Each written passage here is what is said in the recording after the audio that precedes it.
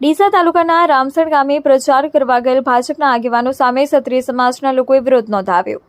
કેન્દ્રીય મંત્રી અને રાજકોટ લોકસભા બેઠકના ભાજપના ઉમેદવાર પુરુષોત્તમભાઈ રૂપાલાએ ક્ષત્રિય સમાજ વિરુદ્ધ કરેલ ટિપ્પણીના વિવાદમાં આજે ડીસાના રામસણ ગામમાં સભા કરવા પહોંચેલા ભાજપના નેતાઓને ગ્રામજનોએ વિરોધ કરી પરત મોકલ્યા હતા।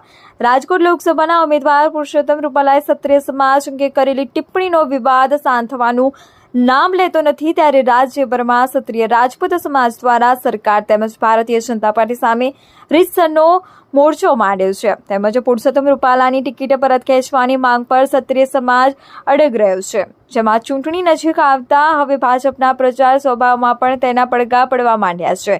જેમાં આજે ડીસા તાલુકાના રામસણ ગામે ભાજપની સભામાં જઈ રહેલા પ્રચારમાં જઈ રહેલ ડીસા વિધાનસભાના પ્રભારી રાજાભાઈ ચૌધરી અને પૂર્વ જિલ્લા પંચાયત સદસ્ય સહિતના આગેવાનો ગાડી લઈને ગામમાં પહોંચતા જ ક્ષત્રિય સમાજના લોકોએ વિરોધ દર્શાવ્યો હતો।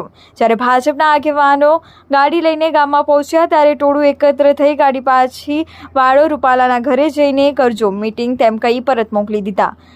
ક્ષત્રિય સમાજનો રોષ જોઈ આગેવાનો પણ પરત ફરવાની ફરજ પડી હતી।